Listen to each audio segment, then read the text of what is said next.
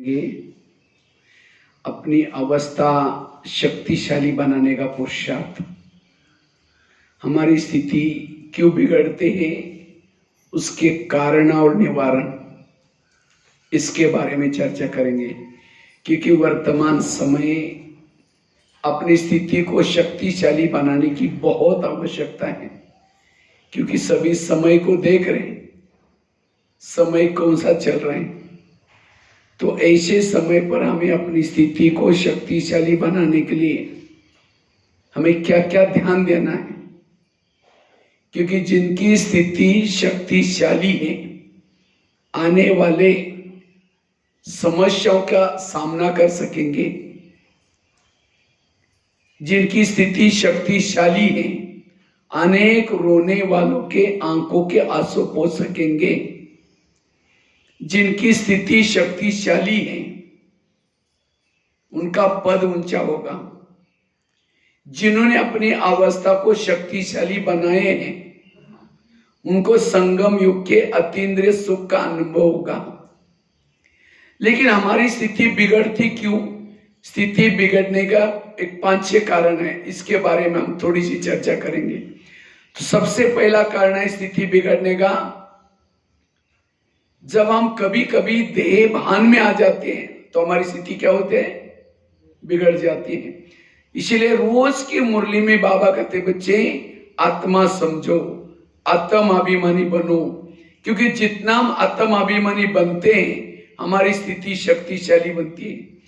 देह भान में आने से विकारों की जागृति होती है, पुराने संस्कार जागृत होते हैं। बाबा ने आज कहा ना, चेक करो कहीं लोभ में तो नहीं आ रहे, कोई काम विकार तो नहीं सता रहे, कोई क्रोध तो नहीं आ रहे। ये विकार तब आते हैं जब हम देहभान में आते हैं। देहभान विकारों का सरदार है, मुख्य है। इसीलिए बाबा कहते देही अभिमानी बनो। मुझे लगता है आप सभी ने अभी दशई का तिलक लगाया होगा, और यहाँ तो नेपाल में दशई का टीका का बहुत महत्व है। कोई भी भाई या कोई भी कहीं भी होते, सब टीका लगाने के लिए जरूर आते हैं। और वो टीका बड़ा बड़ा होता है, बहुत बड़ा। ये बड़ा मतलब रावण के ऊपर जीत प्राप्त करने के लिए हमारी आत्मिक स्थिति शक्तिशाली चाहिए। और खास तो नेपाल वालों को तो दशहरा में के बहुत खुशी होती है। मैंने पूछा कि क्यों खुशी होते हैं? क्योंकि सीता का दुश्मन को मार दिया। सीता कहाँ की थी? नेपाल की थी। इसीलिए ज्यादा खुशियां मनाते हैं नेपाल में दशहरे के त्योहार में।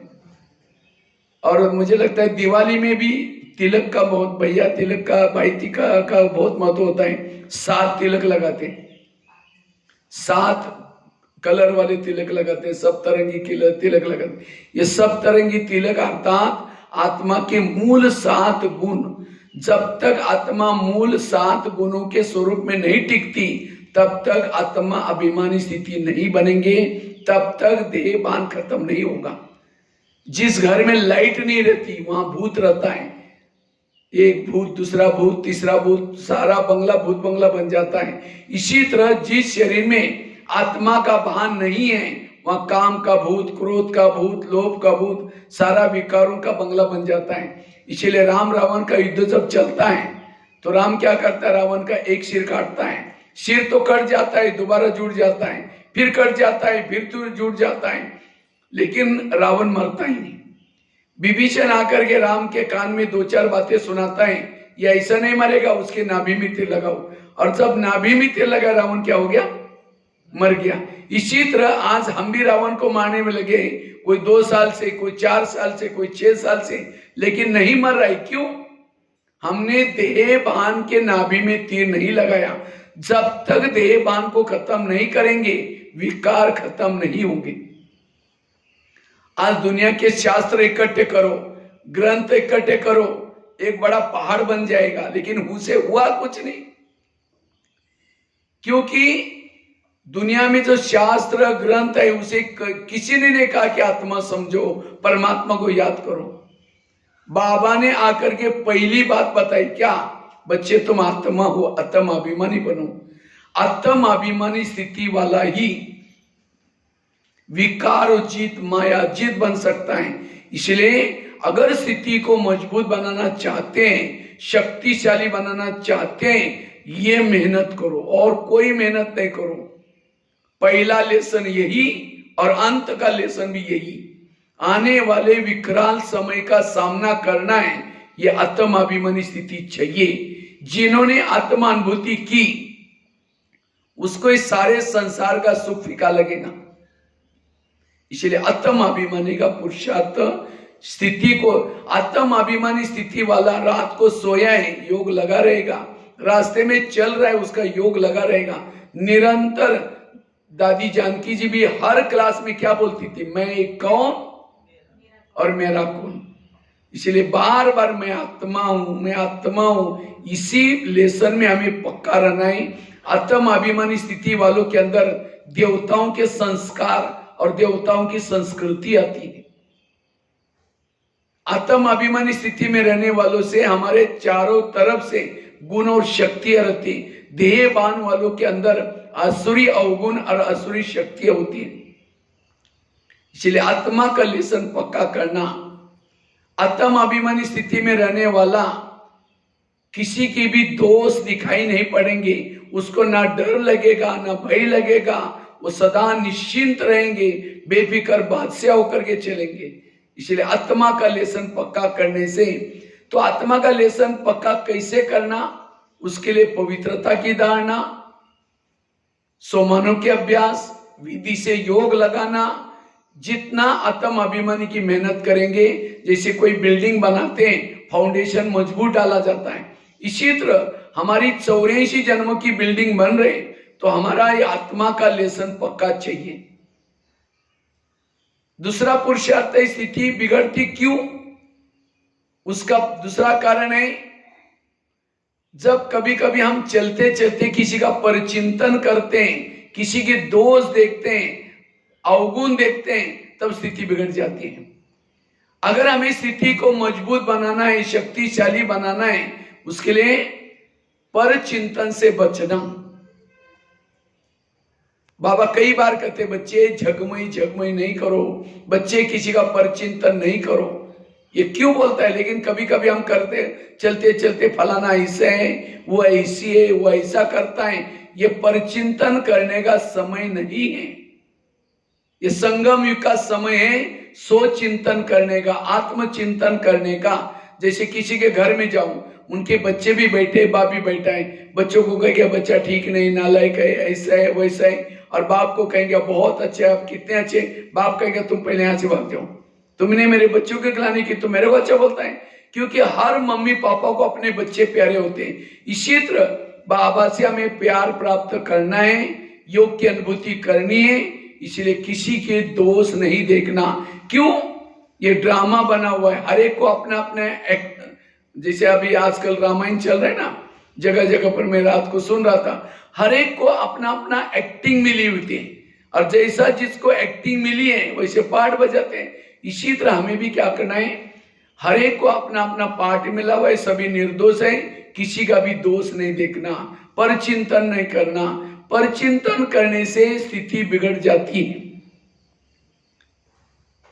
एक शिष्य था, भगवान के पास जाता है, कहता है भगवान मैं बहुत आगे बढ़ना चाहता हूँ, मैं अपनी उन्नति करना चाहता हूँ। तो भगवान ने कहा ठीक है, मैं उसके लिए तुम्हें वरदान देता हूँ, साथ में 2 थैले देता हूँ। भगवान ने कहा एक थैले को तुम पीठ के पीछे रखना और दूसरे थैले को आगे रखना। और भगवान ने कहा कि पीठ के पीछे जो थैला है, तुम्हारे आस पास पड़ोस में जो भी लोग रहते हैं, उस सभी के अंदर क्या क्या बुराई है, उस बुराई की चिटकी बना के डालिए पीछे वाले थैले में।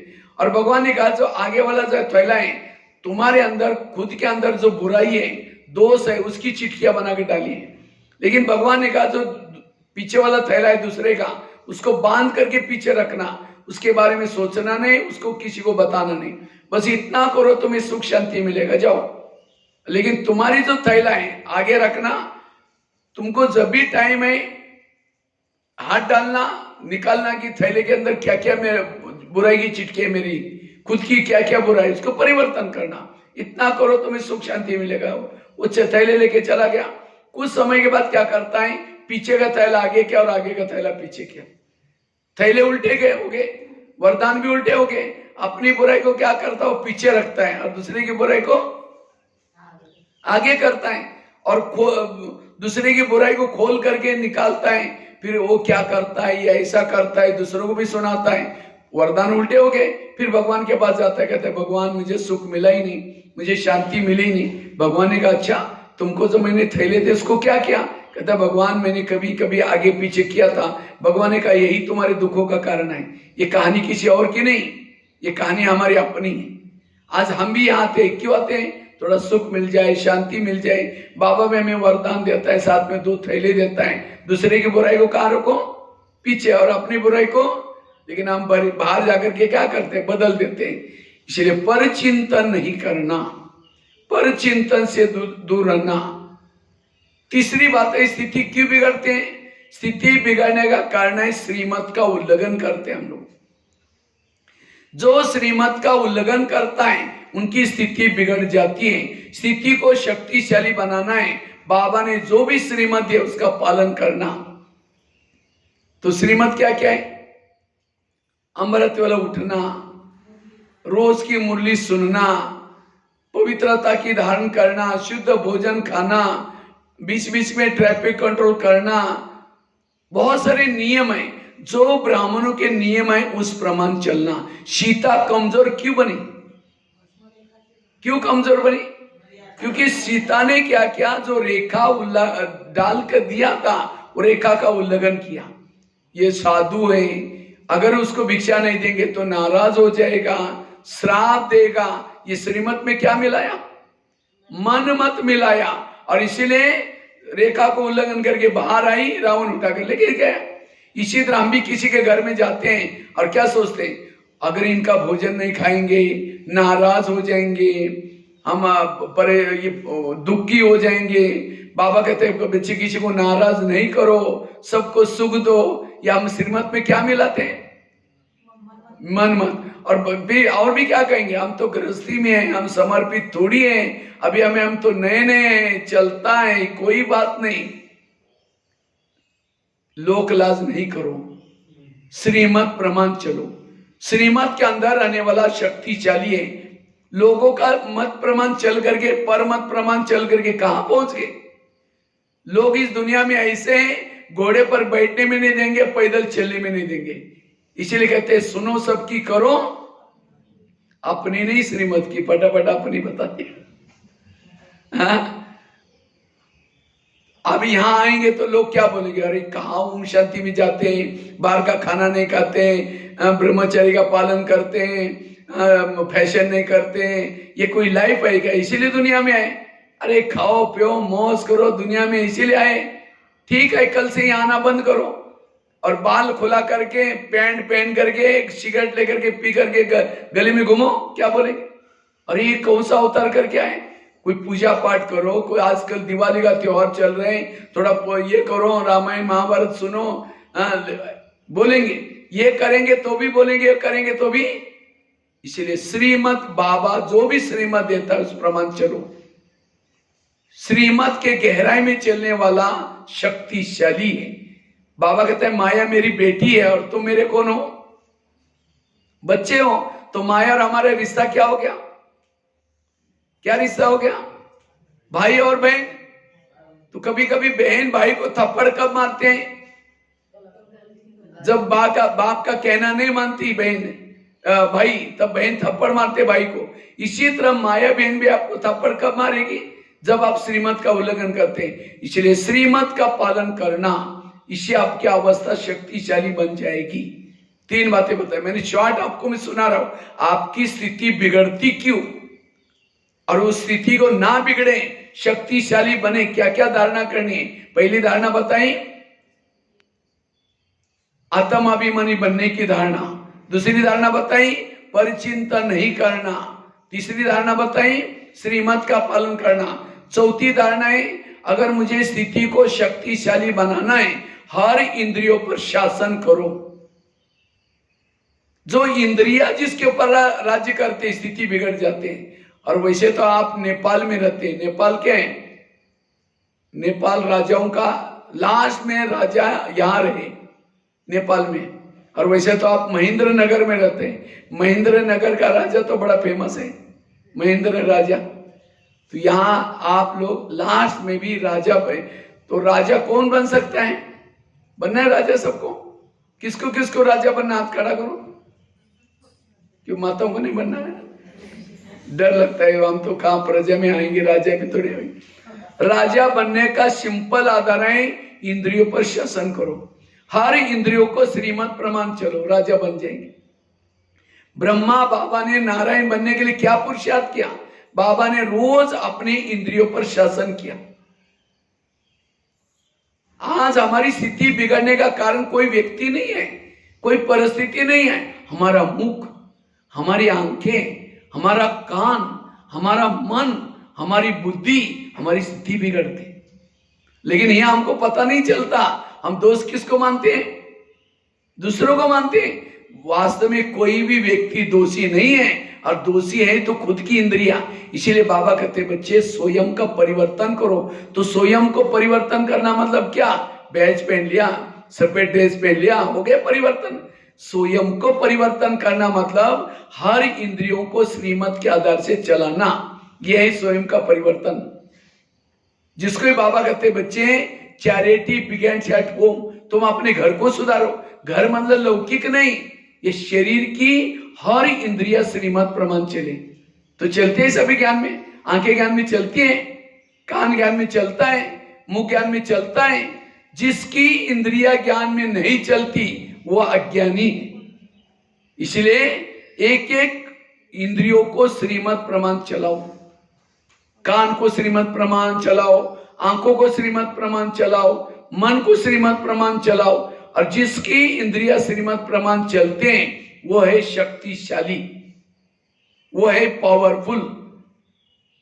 इसलिए रोज कान से बात करो, हे कान तुम मेरे इस राज्य के शान हो, अगर तुम ना होते मैं ईश्वरी माओ के कैसे सुनता। कान से, आंखों से बात करो, हे आंखें मुझे 84 जन्म में बहुत सारी आंखें मिली, लेकिन तुम्हारे जैसे भाग्यशाली आंखें कोई नहीं मिली। तुम्हारे द्वारा मैंने सत्यम शिवम सुंदरम को देखा है, लेकिन उसको देखने में तुम गंदी बातें क्यों देखते हो? मन से बात करो, बुद्धि से बात करो। और जिन्होंने एक एक इंद्रियों पर शासन किया उनकी अवस्था शक्तिशाली। राजा कौन बन सकता है? जिन्होंने संगम में, मैं आपको एक आईना दिखाता हूं छोटा सा, अब चेक करना भविष्य में आप राजा बनने वाले हैं, दासी बनने वाले, क्या बनने वाले हैं। समझो कोई ज्ञान में चलता है, धन से सेवा नहीं करता, ज्ञान दूसरों को नहीं सुनाता, इंद्रियों के भी अधीन है, वो दास दासी बनते हैं। दास दासी वो बनते हैं जो उदास रहते हैं। और उदास कौन होता है? जो इंद्रियों के अधीन है। कोई ज्ञान में चलता है, धन से सेवा नहीं करता, ज्ञान दूसरों को नहीं सुनाता, लेकिन इंद्रियों पर शासन है, वो क्या बनता है? धन से सेवा करता है, ज्ञान दूसरों को सुनाता है, लेकिन इंद्रियों के अधीन है, वो है साहूकार। और जिन्होंने इंद्रियों पर शासन किया, धन से सेवा नहीं करता, ज्ञान दूसरों को नहीं सुनाता, वो क्या बनता है? राजा तो बनता है, लेकिन कंगाल राजा बनता है। इसीलिए राजा बनने के लिए तन से, मन से, धन से, हर प्रकार से सेवा हो, वो है राजा। ऐसा बाबा ने कोई मुरली में नहीं कहा जो मधुबन में रहने वाले वो राजा बनेंगे, जिन्होंने मम्मा बाबा को देखा है वो राजा बनेंगे। राजा बनने का आधार है स्वराज्य अधिकारी स्थिति। इसलिए स्वराज्य अधिकारी बनना ये बहुत जरूरी है। इससे आपकी अवस्था शक्तिशाली बनेगी, पावरफुल बन जाएगी। एक एक इंद्रियों का दरबार लगा दो, रात को सोने के पहले फिर दरबार लगा दो। सबसे पहले पूछो, जब मोबाइल में आंखें देखती है, मोबाइल देखती है रात को 12 बजे, आंखें बंद नहीं होती, और थोड़ा योग में बैठे तुरंत लुढ़क जाएंगे। मैं देख रहा हूं अभी भी कुछ माता ही तो आंखें बंद करके बैठी, ताली बजाओ थोड़ा सा, गुस्सा आएगा। एक एक इंद्रिया ज्ञान में चलती है। आंखों को तो रात भर तो छुट्टी तो दिया था ना, रात भर सोने के लिए 10 से लेकर के 5 बजे तक सोए, और उसके बाद ड्यूटी के समय सो जाएंगे तो इसीलिए एक एक इंद्रियों को एक्टिव रखना। और जिसकी इंद्रिय एक्टिव है वो है स्वराज्य अधिकारी, और तब जग माया कहीं भी इसे घुसेगी नहीं। माया घुसती कहां से? कान से, मुख से, आंखों से, मन से, बुद्धि से घुस जाते हैं। इसलिए इस किले को मजबूत करो। आज कई कहते सतयुग कब आएगा, कृष्ण कब जन्म लेगा, अब कितना साल बाकी है। सतयुग पहले अपने अंदर बनाओ, सतयुग अंदर बनाओ। क्या सतयुग का गायन क्या है? एक धर्म, एक राज्य, एक भाषा, एक कुल। तो क्या एक धर्म धारणा सब किया हमने। इसलिए स्वराज्य अधिकारी स्थिति से शक्तिशाली बनेंगे। ये है चौथी धारणा। मैं आपको शॉर्ट में बता रहा हूं स्थिति क्यों बिगड़ते। पहला कारण कौन सा बताया? देह भान में आने से स्थिति बिगड़ते। दूसरी कारण क्या बताया? परचिंतन करने से स्थिति बिगड़ते हैं, इसलिए परचिंतन से मुक्त बनना। तीसरी बात कौन सी बताई? श्रीमत का उल्लंघन करने से स्थिति बिगड़ते हैं, इसलिए श्रीमत का पालन करना। चौथी बात कौन सी बताई? देह भान में आने से स्थिति बिगड़ते हैं, इंद्रियों के अधीन होने से स्थिति बिगड़ते हैं, इसलिए इंद्रियों पर शासन। चौथी बात। पांचवी बात है स्थिति बिगड़ने का कारण है योग की कमी। स्थिति अगर शक्तिशाली बनाना है, रोज के दिनचर्या में 3 चीजें करो। अमृत वेला का योग अच्छा करो। तो अमृत वेला कौन कौन करता है? हाथ खड़ा करो। अच्छा, सभी लोग करते हैं, लेकिन अमृत वेला का चुपचाप आपका कोई वीडियो बनाई जाए। अमृत वेला आप योग करे थे, आपका कोई वीडियो बनाई जाए और वही वीडियो आपको 10 बजे दिखाई जाए। ये सवेरे का आपका अमृत वेला का वीडियो कहीं के मेरा है, मैंने ऐसा किया था। दीवार के सारे बैठे, मुंह खुला, आंखें बंद है। अब कोई मेहमान को घर में बुलाओ, मेहमान बहुत बड़ा है, लेकिन आने से पहले दरवाजे खिड़की लगा करके सो जाओ। वो मेहमान गेट बजा रहे, बेल बजा रहे, दरवाजा नहीं खोलो, कैसा लगेगा? चला जाएगा वापिस। फिर फोन करो, क्या बात आप आई नहीं? क्योंकि मैं आया था, बेल बजाई थी, घंटे बजाई थी, अपने दरवाजा नहीं खोला। वो कहेगा नहीं नहीं प्लीज आओ, जरूरी काम है। फिर वापिस आया, फिर दरवाजा बंद किया। इसी तरह बाबा भी कौन है? हम अमृत वेला उठेंगे, बाबा को निमंत्रण देंगे, मीठे बाबा, प्यारे बाबा आप आ जाओ, हम आपसे बातें करनी है, बातें करनी है, करनी है, करनी है। हाँ, उसको तो निमंत्रण दिया, दरवाजे खिड़की बंद, तेरे द्वार खड़ा भगवान, भगत भर ले चले, भगत ओम शांति हो गया। इसलिए आंखें खोल करके बैठो, और केवल खोल के भी नहीं। अब कोई घर में मेहमान आकर के बैठा है और उसके चेहरे की तरफ देखते रहो, वो कहेगा फोन क्यों किया था, वो देख रहे बस। इसी तरह कई भाई बहने अमृत वेला उठेंगे, बाबा के फोटो की तरफ देखते रहेंगे, झूमते रहेंगे। इसीलिए अमृत वेला अच्छी तरह आंखें खोल करके बैठना। एक तो अमृत वेला अच्छा करना, और दूसरा है क्लास के पहले आधा घंटे का योग करना। जब भी आप क्लास में आते हैं आधा घंटे का योग चाहिए। आजकल मैं देखता हूं कई भाई बहने क्लास में सीधा आएंगे, मुरली सुन के जाएंगे। केवल मुरली सुनने से कोई परिवर्तन नहीं आएगा। मुरली के पहले आधा घंटे का योग चाहिए। आप खेती में धान बोते हैं, चावल बोते हैं, तो उससे पहले क्या करते हैं? खेती को तैयार करते हैं ना, पानी डालेंगे, गीला करेंगे, मेहनत करेंगे, हल चलाएंगे, बाद में बोएंगे। इसी तरह ज्ञान का बीज दिमाग में डालना है। पहले आधा घंटे का योग करो, उसके बाद सुनो। आप लोग अभी ये प्रयोग करना थोड़ा सा शिवरात्रि तक, ठीक है? शिवरात्रि आने तक, अभी दिवाली आएगी, दिवाली से लेकर के शिवरात्रि तक एक पुरुषार्थ करो। क्या? सवेरे यहाँ क्योंकि अभी मौसम भी अच्छा रहेगा, ठंडी आएगी, ठंडी में क्या अच्छी लगेगी? रजाई। और जो सवेरे रजाई ओढ़ के सोएगा उसको गदाई मिलेगी। गदीले पर सोएंगे 4 बजे तो क्या मिलेगी? गदाई मिलेगी। इसलिए सवेरे एक्टिव होकर के, मुझे लगता है यहाँ फिर भी ठंडी कम रहती है। मैं देखता हूँ पंजाब के तरफ मुख से भी, आंखों से भी धुआं निकलता रहता है, इतनी नाक से भी धुआं निकलता है, मुख से भी धुआं निकलता है, इतनी ठंडी रहती है वो। लेकिन तो भी मैं देखता हूँ वहाँ छोटे छोटे बच्चे स्कूल में 6 बजे टुक टुक टुक करके जाते रहते, उनको कोई ठंडी नहीं है। और हम तो इतने बड़े हो गए तो भी हमको क्या लगती है? ठंडी। इसलिए इस 3 महीने में आप सवेरे, यहाँ क्लास कितना बजे चालू हो जाता है? 6:45 बजे मुरली चलती है। ठंडी में 7 बजे। 7 बजे। तो सबको सवेरे 6:30 बजे पहुंचना है।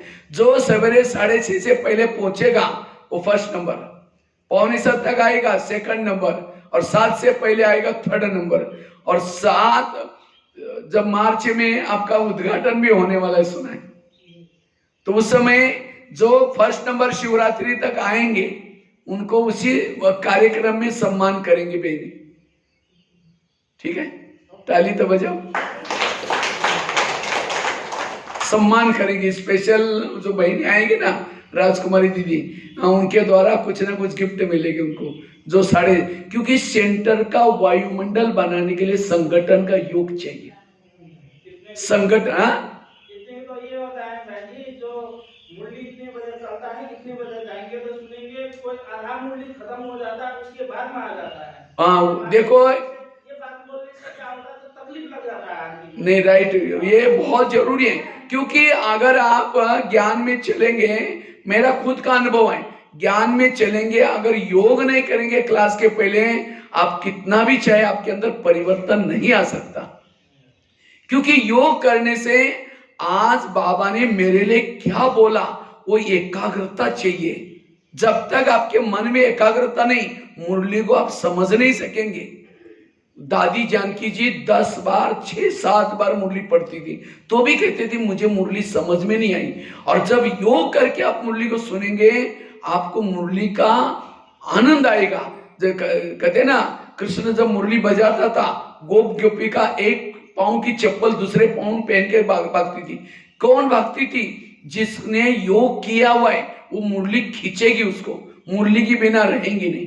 इसीलिए क्लास के पहले आप नियम बनाओ, आधा घंटे का योग करने का। उसके लिए कोई हमें बहाना नहीं करना कि बच्चे स्कूल में जाते हैं, ये होता है। लक्ष्य रखेंगे, हो जाएगा। इसलिए लकड़ियां जल रही, गीली लकड़ी डालो तो भी क्या हो जाएगा, वो जलना शुरू हो जाएगा। क्लास के पहले संगठन का हमको योग कब मिलता है बताओ? संगठन का योग कब मिलता है? हम अमृत वेला हम घरों में करते हैं, नुमा शाम का घरों में करते हैं। केवल क्लास के पहले का योग ही संगठन का योग है। तो संगठन के योग में जितना करेंगे, आप लोगों को बुलाने की जरूरत नहीं, या खींचे हुए लोग आएंगे। आज मधुबन का वातावरण इतना खींचता है, क्यों लोगों को? क्योंकि वहां संगठन में योग चलता है। इसलिए संगठन में योग करना जरूरी है। क्लास के पहले आधा घंटा योग।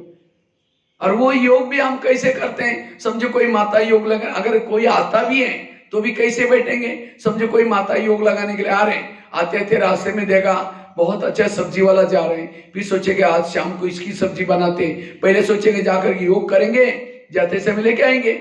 यहाँ आकर के बैठे, लाल लाइट चल रहा है, गीत बज रहा है, शुरू करेंगे मैं आत्मा हूँ, शांत स्वरूप हूँ, शक्ति स्वरूप हूँ। फिर सोचा रहे झोला तो लाए नहीं, थैला तो लाए नहीं, सब्जी कैसे लेके जाए?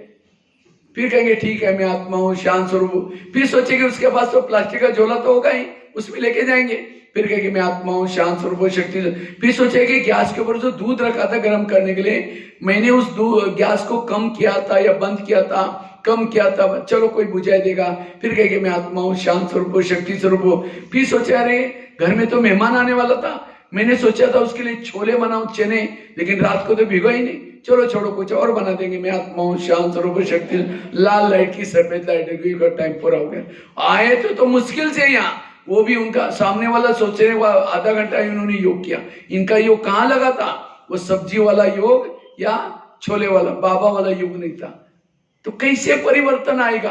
फिर कहते हम ज्ञान में चलते, ओम शांति में जाते हैं, कुछ बदलाव नहीं आ रहा है, कैसा आएगा बदलाव?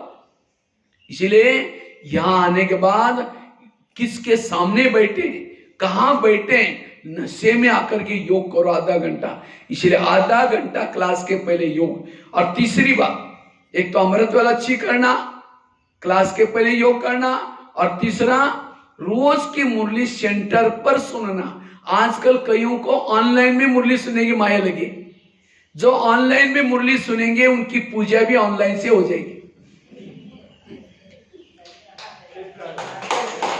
ऑनलाइन से, इसलिए यहां आकर के मुरली सुनो, और उसको वर्षा भी ऑनलाइन वाला ही मिलेगा।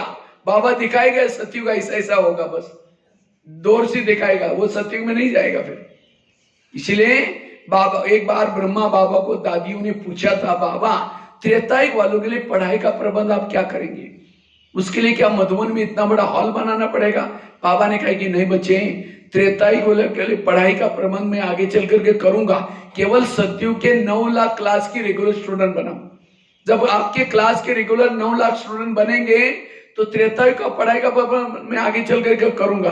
अभी बाबा ने क्या किया? Peace of mind TV, Facebook, WhatsApp ये सब चालू किया। किसके लिए? त्रेतायुग वालों के लिए। तो आपको सतयुग में जाना है, त्रेता में जाना है? तो पढ़ाई कहाँ पढ़नी है? यहाँ। जैसे एक चित्र में दिखाते हैं, कृष्ण मुरली बजा रहे हैं, गोपिका चारों तरफ से रास कर रहे हैं। और दूसरे चित्र में क्या दिखाते हैं? सीता बैठे रो भी रहे, राम को याद भी कर रहे हैं।